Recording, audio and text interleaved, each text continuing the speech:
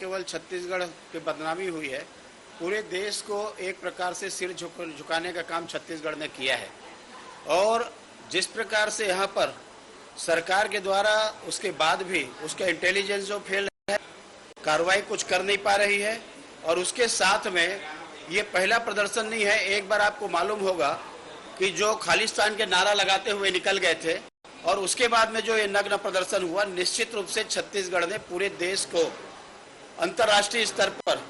जो बदनाम करने का काम किया है। इसलिए छत्तीसगढ़ का नाम क्यों या ऐसा समझते हैं कि छत्तीसगढ़ का नाम दबाना चाहते हैं या नहीं लेना चाहते हैं, अपनी कमजोरी को क्यों छुपाना चाहते हैं। आज कल मुख्यमंत्री जी के घोषणा करने के बाद भी जिस बात का हम लोगों ने स्थगन दिया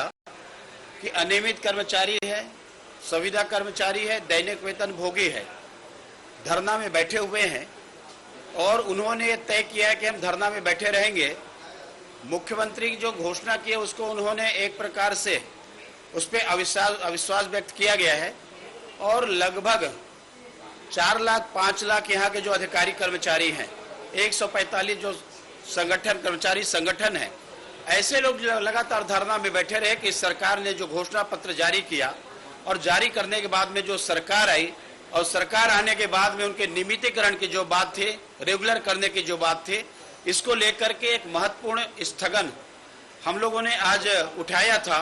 और चाह रहे थे कि उसमें पूरी चर्चा होनी चाहिए, क्योंकि प्रदेश के 5 लाख अधिकारी कर्मचारियों के जीवन का और भविष्य का सवाल है। बहुत सारी चीजें उसमें जो दिए गए हैं, लेकिन इस सरकार के द्वारा जो हमारे दैनिक वेतन भोगी और मैंने कहा नियमित कर्मचारी लगभग 85,000 से ऊपर ऐसे लोगों को जो होनी चाहिए, स्थगन पे चर्चा नहीं हुई।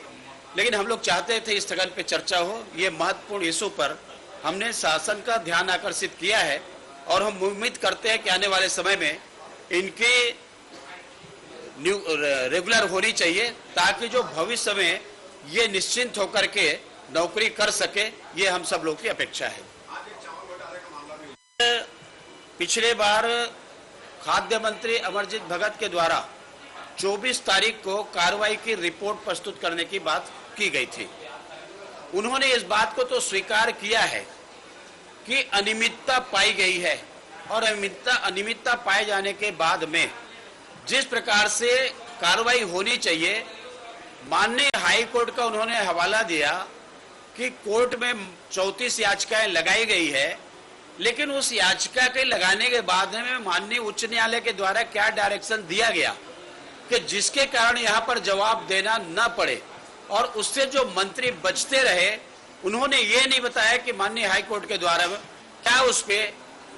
निर्देश जारी किया गया है कि जिससे उस पर जांच नहीं हो सकती। वास्तविक में हम लोगों ने जो पहले बार आरोप लगाया,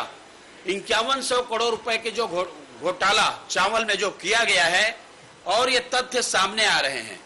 कि बिलासपुर में जिस प्रकार से दुकान को निलंबित किया गया है, FIR किया गया है, रायपुर में जिस प्रकार से किया गया है, अंबिकापुर में किया गया है, तो ये मामला प्रमाणित हो रही है कि बड़े स्तर पर घोटाला किया गया है। इसको लेकर के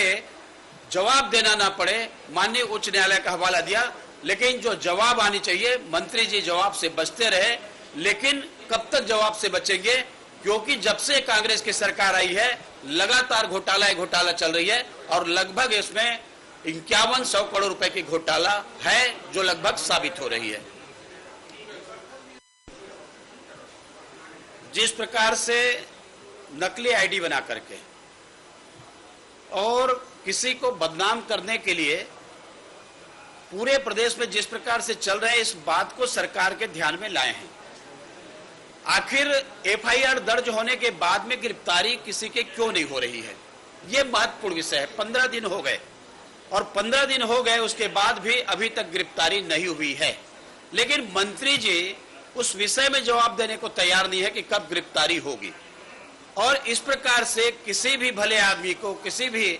प्रतिष्ठित आदमी को जिस प्रकार से बदनाम करने का जो प्रयास किया जा रहा है, मुझे लगता है साइबर क्राइम जो लगातार बढ़ते जा रहा है उस पर अंकुश लगाने की आवश्यकता है। और अंकुश नहीं लगने के बाद में यदि सरकार की ऐसी ढुलमुल रवैया रही तो कोई किसी भी आदमी को बदनाम किया जाएगा और वो सफाई देते फिरता रहेगा। लेकिन ये कानून के बाहर से क्यों है, ये समझ से परे है।